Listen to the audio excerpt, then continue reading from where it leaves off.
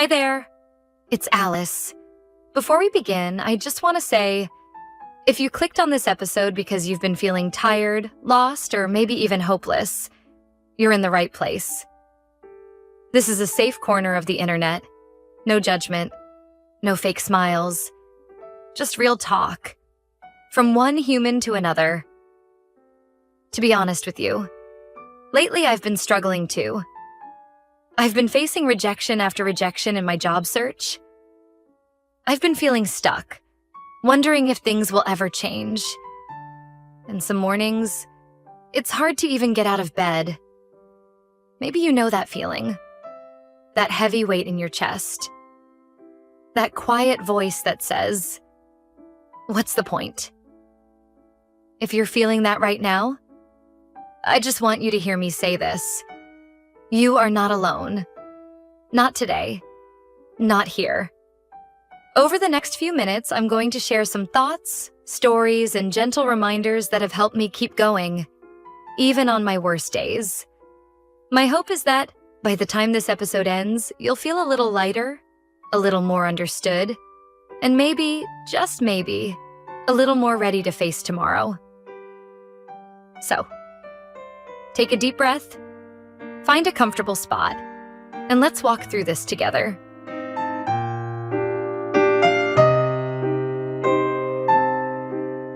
You know, when we talk about feeling hopeless, it's not just about sadness. It's that deep, quiet exhaustion. Like your mind is tired of fighting, and your heart is tired of hoping. For me, it sometimes shows up in little moments. Like, I open my email, see another job rejection, and just stare at the screen for a while. Or I scroll through social media and see everyone else moving forward, and I start wondering, why can't I? Hopelessness can feel heavy. It can make simple things, like brushing your teeth, making breakfast, or even replying to a message, feel like a mountain to climb. And maybe you've been there too.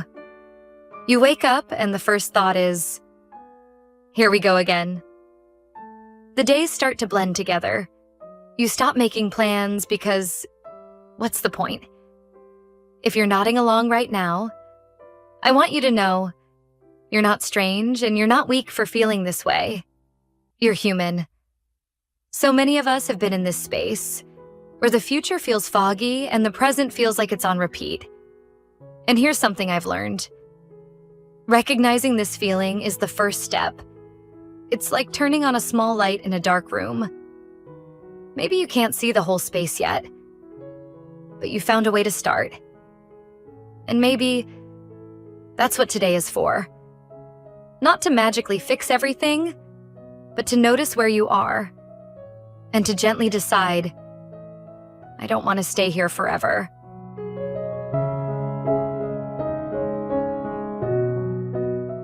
When we're in that dark place, it's easy to believe nothing will ever change. But here's the thing. Change often starts in the smallest, quietest ways. I remember one day, I was sitting on my bed, staring at the ceiling. No energy, no motivation. And then, my phone buzzed. It was a message from an old friend just saying, "Hey, thinking of you." It wasn't some big, life-changing event. But for some reason, that tiny moment felt like a crack in the wall. A little bit of light came through. And that's when I realized, maybe hope doesn't always come as a giant burst of sunshine. Sometimes it's just a flicker, and our only job is to notice it. If you're feeling hopeless right now, you don't have to figure out your whole future today. You don't have to solve everything. Maybe all you need is one tiny step forward. Taking a shower, opening the window to let fresh air in, texting one person who makes you feel safe. Those things might seem too small to matter. But I promise you, small steps have a way of growing into bigger ones. And one day, you'll look back and realize you didn't stay in that dark place forever. So, maybe today's turning point is just this. Deciding you're willing to try.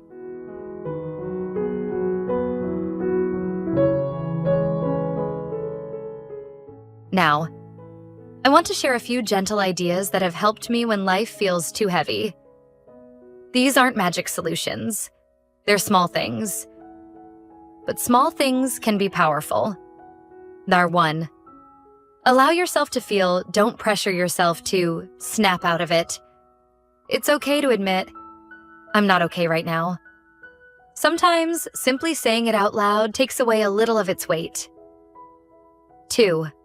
Move your body, even a little.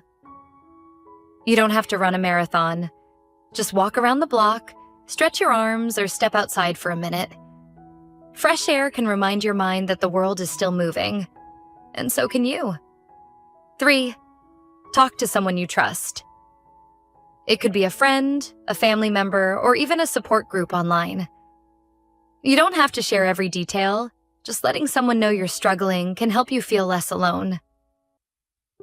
4. Focus on the next 24 hours. When the future feels overwhelming, bring your focus back to today. Ask yourself, what's one thing I can do today that might make me feel even a little bit better? 5. Do one thing you used to enjoy. Even if you don't feel like it, try a tiny taste of something you once loved. A song, a hobby, a favorite meal. It might not feel magical right away, but it can slowly wake up parts of you that have been quiet. Remember, the goal isn't to be happy instantly. It's just to keep showing up for yourself, even in small ways. Because each small step is proof that you're still here, still moving, still trying.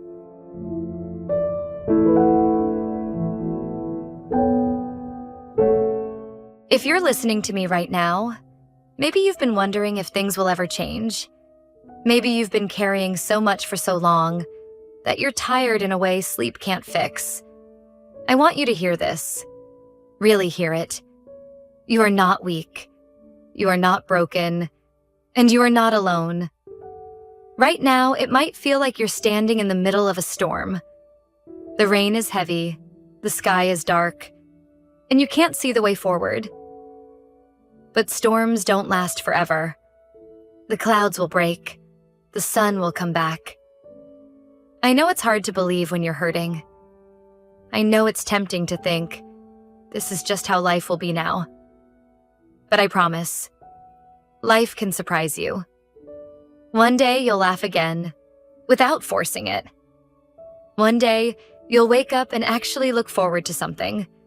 And when that day comes, you'll realize, this version of you, the one who kept going even while feeling hopeless, is so much stronger than you think. So if all you can do today is breathe, that's enough. If all you can do is take one step, that's enough. And if you need someone to remind you that you matter, let this be your reminder. You matter. Your story matters. And this chapter is not the whole book.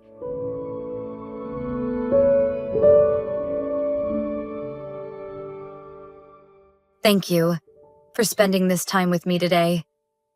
If you've made it all the way to the end, it means you've already taken a step toward caring for yourself. And that's something to be proud of. I hope you leave this episode feeling just a little bit lighter, knowing that what you're going through right now doesn't define you. It's just a season. And seasons change. If today feels hard, give yourself permission to take it slow. Drink some water. Go outside for a moment. Send a message to someone you trust. Those small acts, they matter more than you think. And remember, you are not alone in this.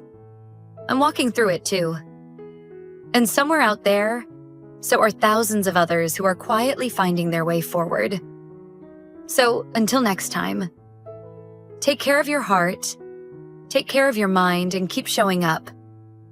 Even if it's just one small step at a time.